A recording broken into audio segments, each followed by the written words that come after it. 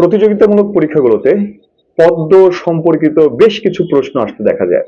পদ্ম তথা পদ্মফুল, যেমন পদ্মফুলের সমার্থক শব্দ কোনটি, বা কোনটি পদ্মফুলের সমার্থক শব্দ নয়, বা এক কথায় প্রকাশ থেকেও এই পদ্মফুল সম্পর্কিত প্রশ্ন এসে থাকে।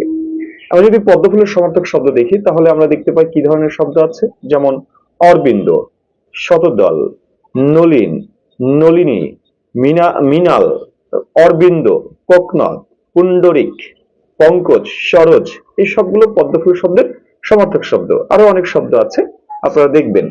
এছাড়া যদি এক কথায় প্রকাশের দিকে তাকাই তাহলে এরকম অনেক শব্দ দেখতে পাই আমরা।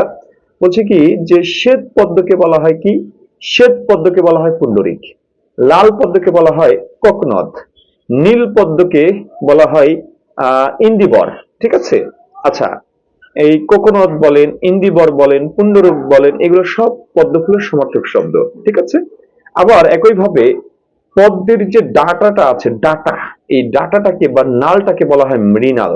আর অনেকগুলো ডাঁটা একসাথে যখন রাখা হয় বা পদ্মের ঝাড় যখন আমরা বলি তখন সেটাকে বলা হয় মৃণালিনী। তাহলে মৃণালিনী দেবী শব্দের অর্থ কি? পদ্মের ডাঁটা, মানে পদ্মের ঝাড়। ঠিক আছে? মৃণালিনী হচ্ছে পদ্মের ঝাড়। ওকে, সবাই ভালো থাকবে।